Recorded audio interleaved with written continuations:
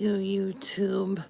Now, I know, can see why so many people on YouTube don't have a 9x16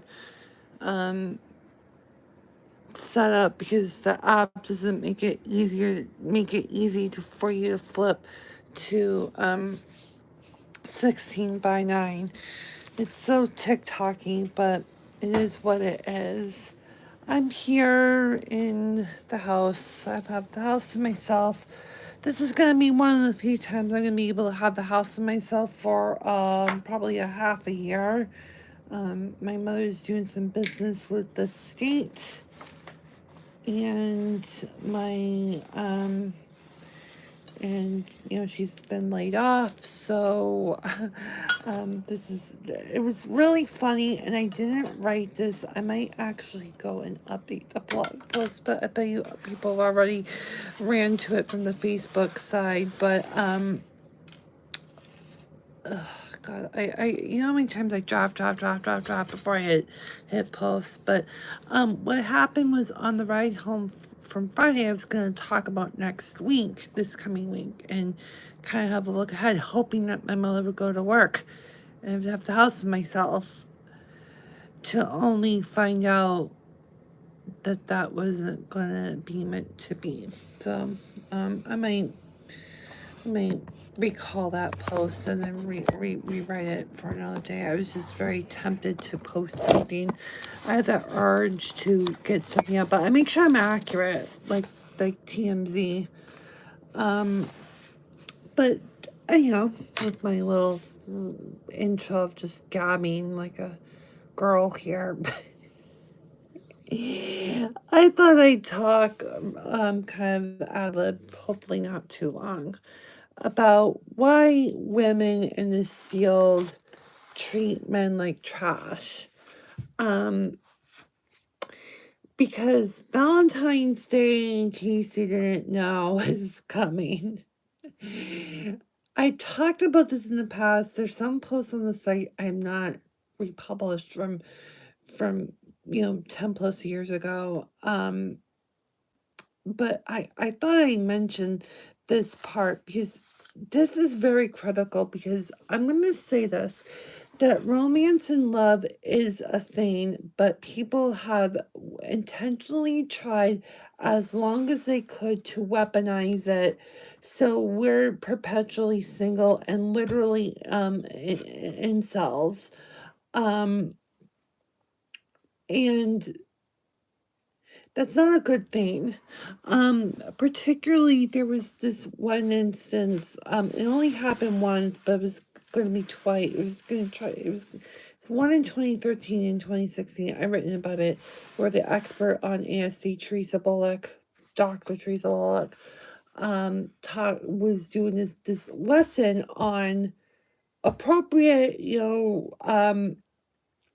love and romance for adolescents with Asperger syndrome. She always dropped the S, and autism.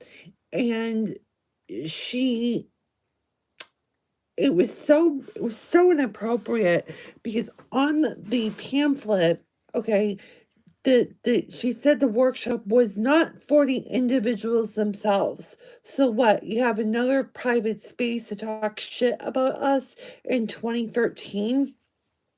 It was unexcusable, and she tried to do the same shit again in 2016, but God was doing his business, where there was a snowstorm that was canceled it, and then Bullock was dead by New Year's the following year.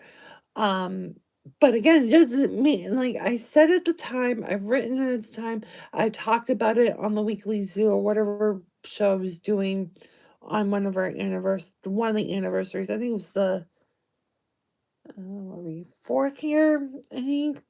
I can't even remember.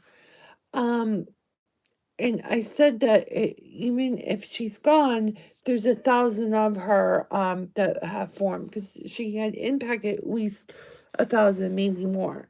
And just recently, in the last couple years, I came to a discovery of, this place out in Manchester where they do ABA grade social skills lessons was all data driven. And again, the focus on appropriate social norms, just continue to stigmatize my group. And it makes me feel very lonely, and I'm also getting up in age, okay? And no one talks about the people aging out during the financial crisis. There are many millennial aged people on the spectrum that was the first wave, but we don't ever talk about the first wave. And it saddens me, and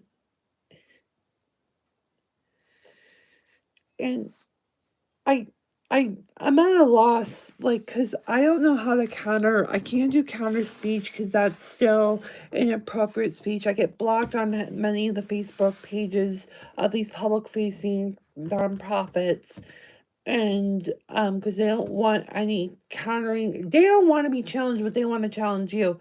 Lovely double standard, and I have to hack it. I have to hack it on my own. When I wrote the love note to the girl at the hotel, I was going on gut.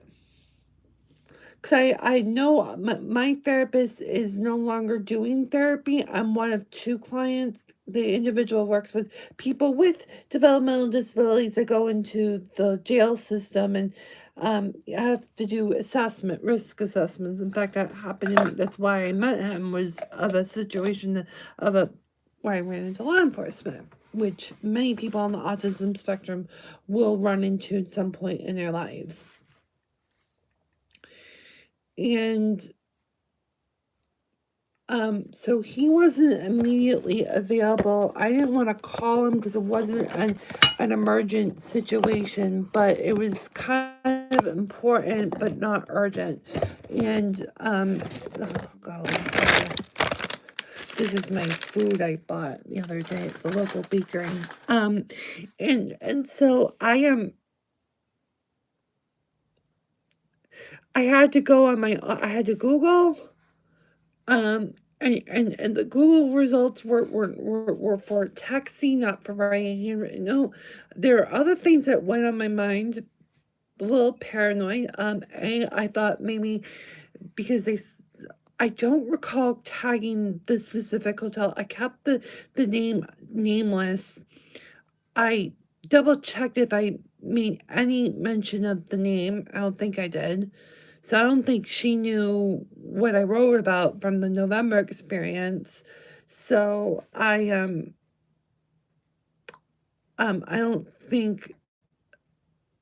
don't think she knew I was coming. Maybe she did. But not to be xenophobic by any means, because I've said this a million times. I will only accept Latino girls over Caucasian girls. I'm going to just stand that's the hill I'll die on. And with the latest news that's gone with the three-letter agency that's opposite of hot, maybe she was deported. God willing, that didn't happen.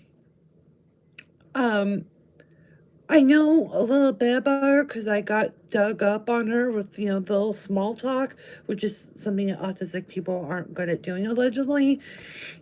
And I know she's originally from the big city in Middlesex County. I love Middlesex County, Massachusetts. And that's probably why her and her family lives in New Hampshire. I didn't ask that part back when was it, 2023, when I was talking about where she was from originally. She said Cambridge, Harvard country. She doesn't look like a Harvard girl, or her parents for that matter. She looks like a middle class girl, which is why I'm attracted to her. And so I am was concerned, with this headlines, like, was she reported? But for a big company, they wouldn't be hiring people under the table, right? So I was trying to rationalize myself that I'm just she was on vacation. Maybe she's on a 2-week vacation because, thinking that I haven't heard anything, or that she's taken and she was a damn good actress, like I said in the video the other day. I honestly don't know. But let me tell you, that experience with her was probably like writing her that note and giving her my number and saying I was interested in her, that if she was single and was willing to go for brunch or breakfast or coffee, whatever, in Portsmouth or who knows, she could be living in places like Exeter or Dover for that matter. I mean, I wouldn't mind going to the coast because my whole idea was to relocate in the first place. Right? So that's all I wrote. And I will share more. I recorded the last moments of me with the possession of the note. And I'm going to make a vlog of that at some point.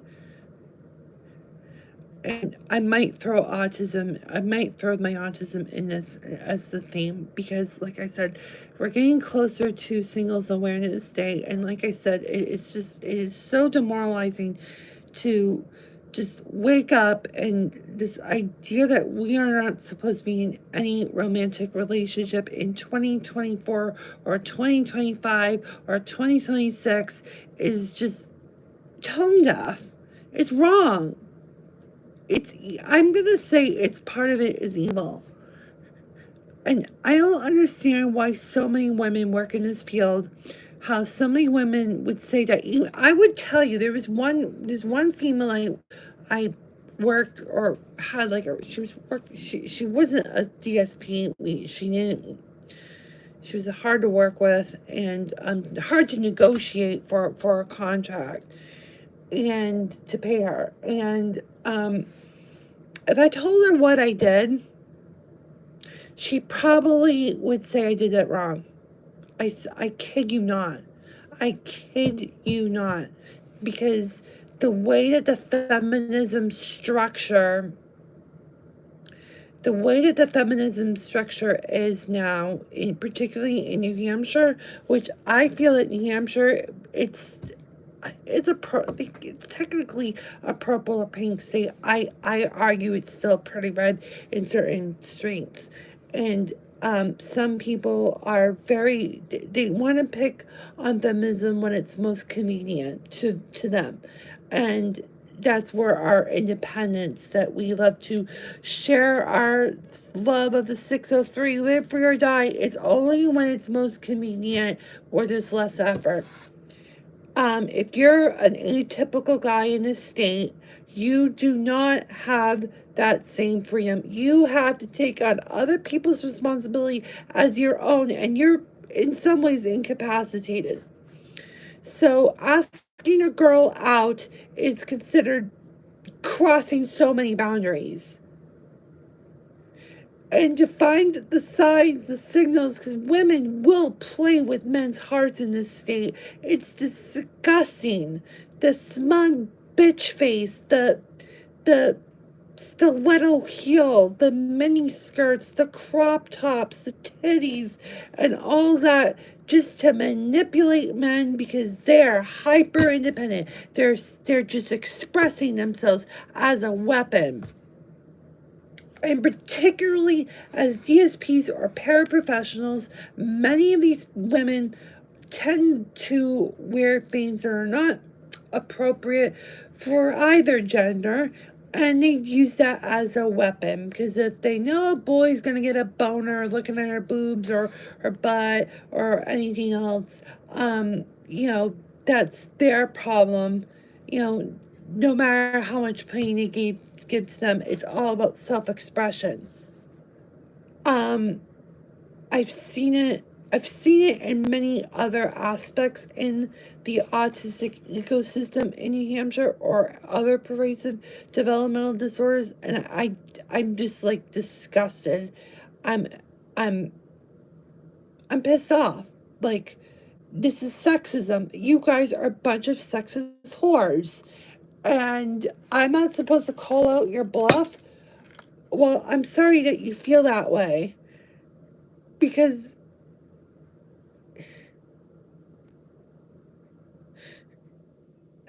I I don't want to be around my family all the time. I'm sick and tired of this codependency, and it's just wearing down on me.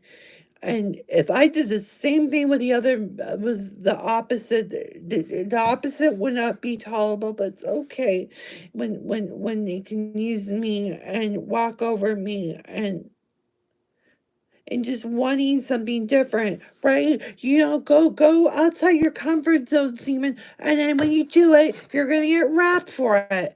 It's like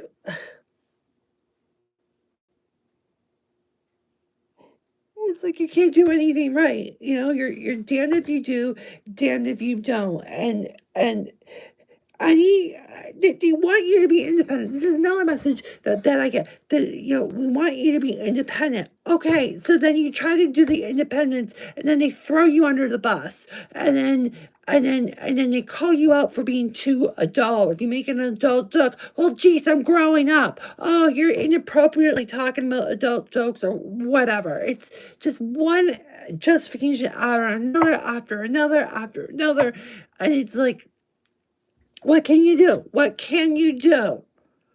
And just this whole DEI stuff that the right is obsessed on. Just like 4 years ago to the day, CRT. Oh my God, critical race theory. Oh my God, it's the worst thing ever.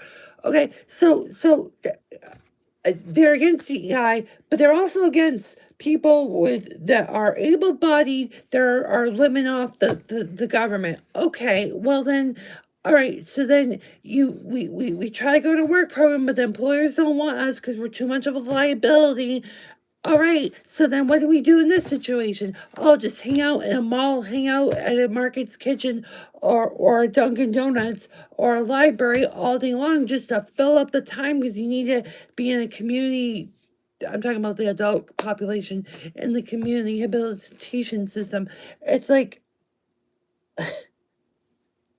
all right, so what kind of messages you activists are trying to say? It's like, there's no future for me.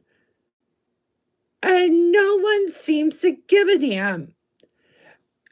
And I'm just like,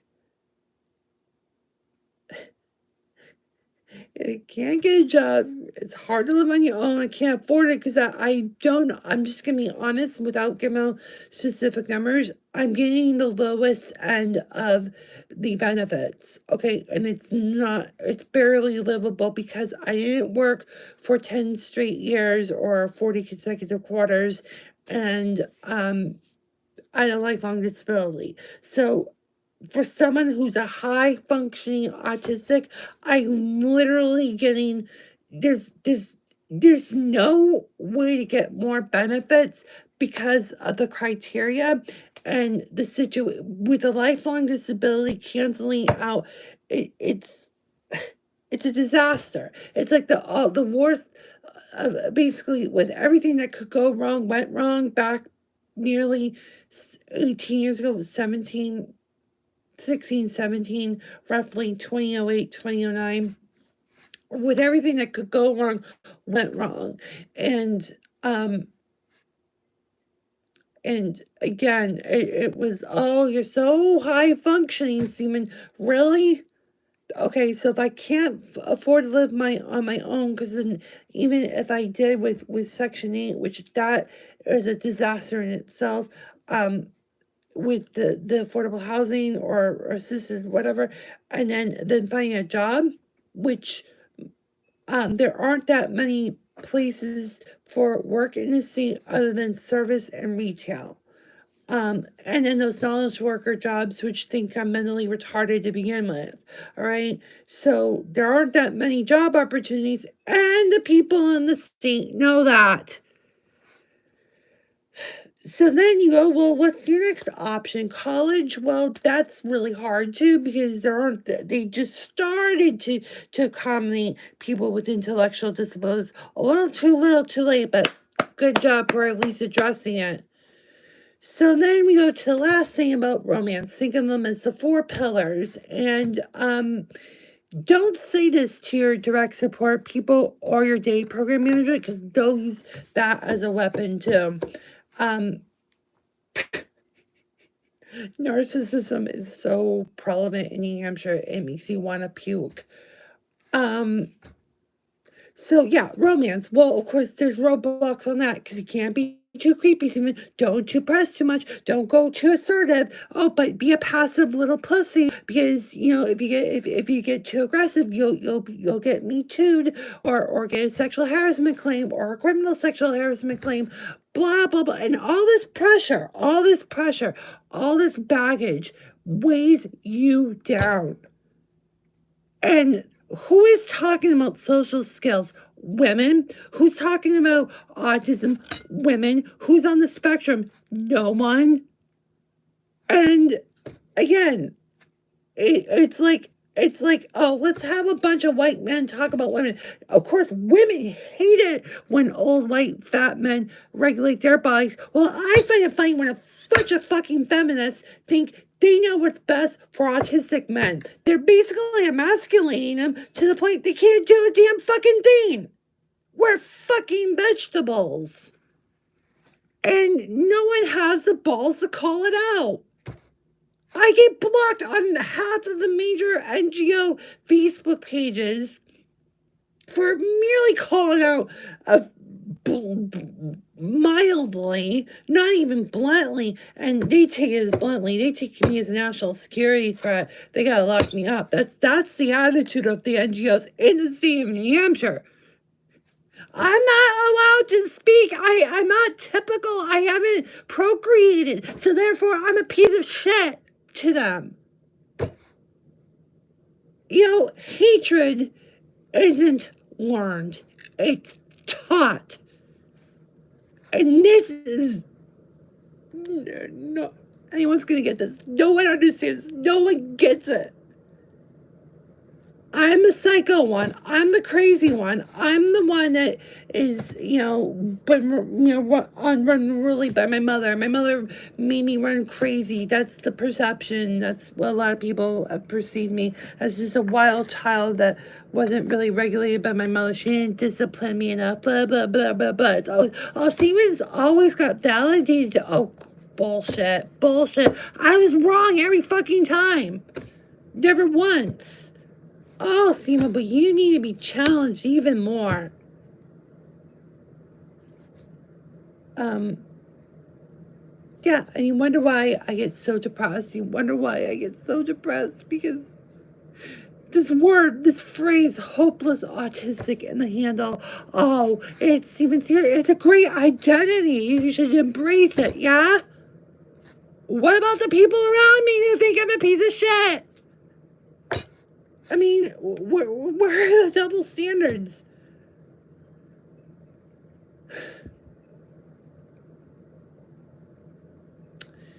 I gotta get going because I'm just gonna cry at this point. I've been having a rough week, and now it's getting towards day 13 or day 10. Can't even fucking do math. It's day 13, and